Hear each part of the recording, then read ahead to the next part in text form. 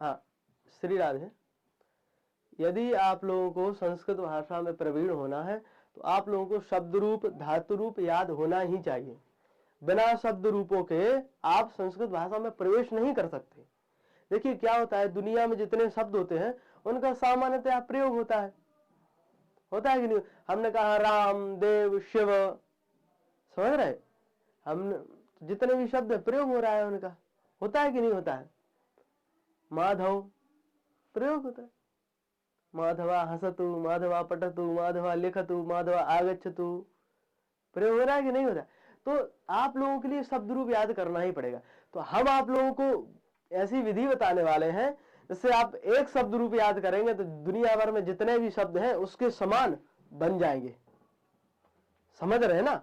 जैसे व्यक्ति क्या करता है, बच्चा होता है जो, तो एक बार साइकिल चलाता है, बढ़िया से सीख जाता है तो कोई सी भी साइकिल चला सकता है कि नहीं चला सकता है। ठीक है, ऐसे ही आप लोगों को एक बार शब्द रूप सीखने के बाद आप कोई भी शब्द रूप चला सकते हैं सामान्यतया। ठीक है, और इनकी पहचान आप लोगों को कैसी करनी है, जैसे गाय का बछड़ा अपनी माता की पहचान करता है। लाखों गायों में गाय खड़ी हो और वास्तविक देसी गाय हो तो उसका बछड़ा अपनी माँ के थन में लग जाएगा, भैंस का बछड़ा नहीं जाएगा। समझ रहे। तो आप लोगों की पहचान गाय के बछड़े के जैसी होनी चाहिए, तुलना की जा रही है उससे। ठीक है, तो आप लोग शब्द रूप देखें और पहचान कैसे करना वो हम बताएंगे अभी। तो शब्द रूपाणी आज का पाठ है, शब्द रूपाणी। तो शब्द रूपों को आप देखेंगे तो क्या करना है, प्रथमा व्यक्ति आकारांतः पुल्लिंगः देव शब्द, देव शब्द के प्रयोग करने हैं। देवः देवौ देवाः देवं देवौ देवान् देवेन देवाभ्यां देवैः देवाय देवाभ्यां देवेभ्यः देवाद् देवाद् देवाभ्यां देवेभ्यः देवस्य देवयोः देवानां देवे देवयोः देवेषु हे देव हे देवौ हे देवाः। इस प्रकार। तो अब जितने भी दुनिया में देव के जैसे शब्द हैं तो देव का जब आप अनुपूर्व निकालेंगे तो दा ए वा आ, तो जितने भी अंत में आ मिलने वाले शब्द हैं उन सब के रूप किसके समान चलेंगे, किसके समान चलेंगे, देव के समान। इसलिए आप लोगों को देव शब्द के रूप क्या करना है, कंठस्थ करना है, याद करना है। ऐसे ही स्वर्ग के स्वर्गः स्वर्गौ स्वर्गाः, नाक के नाकः नाकौ नाकः, त्रिदेव त्रिदेव त्रिदेवौ त्रिदेवाः, त्रिदशालय के त्रिदशालयः त्रिदशालयौ त्रिदशालयः, रामः रामौ रामाः, कृष्णः कृष्णौ कृष्णाः, आदित्यः आदित्यौ आदित्याः, केशवः केशवौ केशवः, माधवः माधवौ माधवः इत्यादीनाम अकारांतानाम पुल्लिंगानाम शब्दानाम अपि रूपाणि भवन्ति। इत्यादि जो अकारांत पुल्लिंग शब्द हैं उनके कैसे क्या होते हैं, रूप होते हैं। उन रूपों को आपको चलाना है। ठीक है, तो जितने भी अकारांत शब्द हैं वो किसके समान बनेंगे, देव के समान। तो आप इसके रूप अगर याद कर लेंगे तो बन जाएगा। तो आपको लोगों को याद करना ही है। इसको याद करने का तरीका भी हम बता दे रहे हैं। देखिए आप 3 बार देवाभ्याम है कि नहीं, तो आपने एक देवाभ्याम याद किया तो 3 हो जाएंगे, आपको होंगे कि नहीं। याद रखना है कि तृतीया में भी देवाभ्याम हो रहा है, चतुर्थी में भी देवाभ्याम और पंचमी में भी देवाभ्याम होता है कि नहीं होता। ऐसे देवाभ्याम 2 बार है, देवेभ्यः देवेभ्यः, इनको भी आपको याद रखना है। ठीक है, इसी प्रकार देवयोः देवयोः और देवौ देवौ तो आप ऐसे याद कर सकते हैं, देवः देवम देवेन देवाय देवात् देवस्य देवे हे देव, और देवौ देवौ देवाभ्याम देवाभ्याम देवाभ्याम देवयो देवयो हे देवौ देव। जैसा आपको अच्छा लगे अगर आप ऐसे याद कर सकते हैं तो कहने का मतलब यह है कि विषय की उपस्थिति समय पे हो जाए आप वैसे याद करें। कैसे याद करें कि विषय की उपस्थिति कब हो जाए, समय पे हो जाए। ठीक है ना। तो ये देव शब्द के रूप है।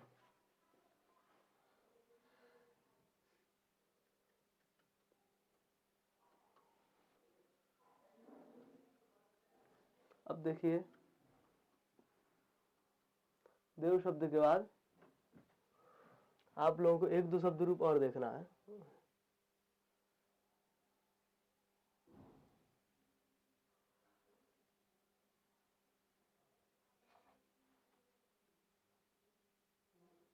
तो पुल्लिंग के समान नपुंसक लिंग होता है, इसलिए आप फल शब्द के रूप देखेंगे,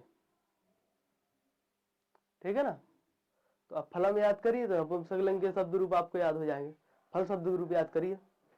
फल शब्द के बोलेंगे फलम फले फलानी, फलम फले फलानी, फलेन फलाभ्यम फलैहि, फलाय फलाभ्यम फलेभ्यः, फलात् फलाद् फलाभ्यम फलेभ्यः, फलस्य फलेव फलानां, फले फले फलेषु, हे फल हे फले हे फलानी।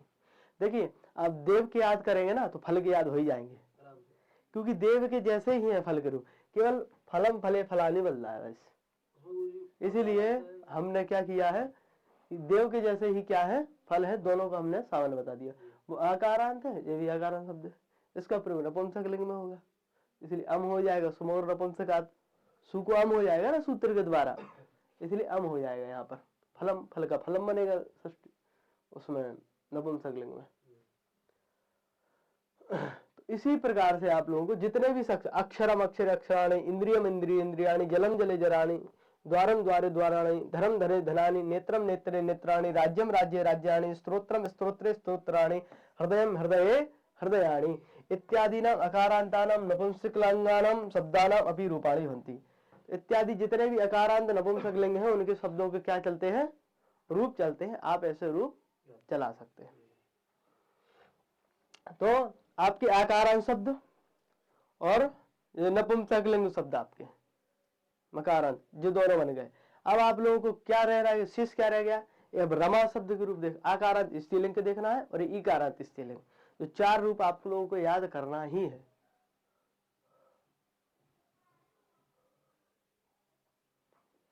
देखिए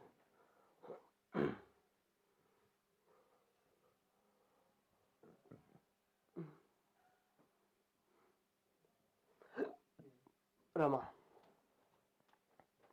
तो आकारांत स्त्रीलिंग रमा शब्द, रमा रमे रमाः, रमां रमे रमाः, रमया रमाभ्यं रमाभि, रमायै रमाभ्यं रमाभ्यः, रमायाः रमाभ्यं रमाभ्यः, रमायाः रमयोः रमाणां, रमायां रमयोः रमासु, हे रमे हे रमे हे रमाः। इस प्रकार से आप लोग रमा के रूप बोलेंगे। तो रमा के याद करते ही जितने भी आकारांत शब्द हैं, गंगा गंगे गंगाः, चर्चा चर्चे चर्चा, दया दये दयाः, माला माले मालाः, पुस्तिका पुस्तिके पुस्तिकाः इत्यादि नाम, इतने जितने भी अकारांत स्त्रीलिंग शब्द हैं उनके भी क्या होते हैं, ऐसे ही क्या होते हैं, रूप होते हैं। किसके समान होंगे उनके रूप, रमा के समान उनके भी क्या होंगे, रूप होंगे।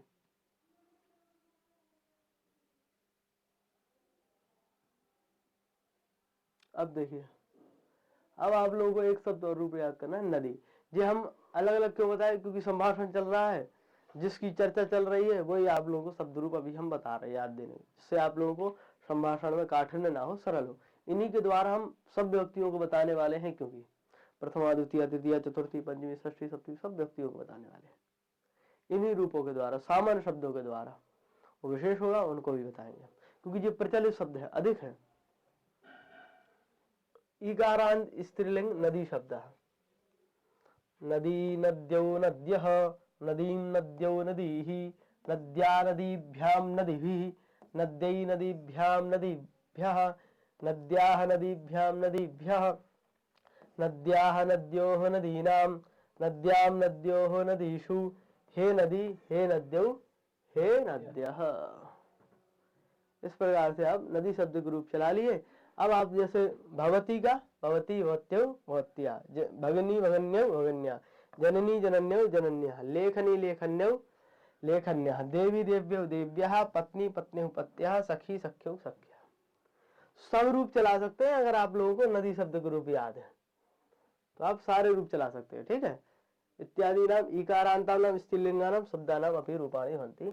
ऐसे स्त्रीलिंग शब्द और भी जितने हैं उनके रूप होते हैं।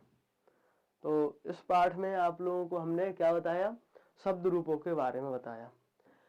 देखिए यदि आप लोगों को शब्द रूपों की जानकारी रहेगी तो आप समझ पाएंगे कि ये शब्द पुल्लिंग है, ये स्त्रीलिंग है, ये नपुंसक लिंग है, और इनका षष्ठी में ये रूप होता है, या प्रथमा में ये होता है, तृतीया में ये होता है, तो रूप समझने से आप उनके अर्थों को समझ पाएंगे।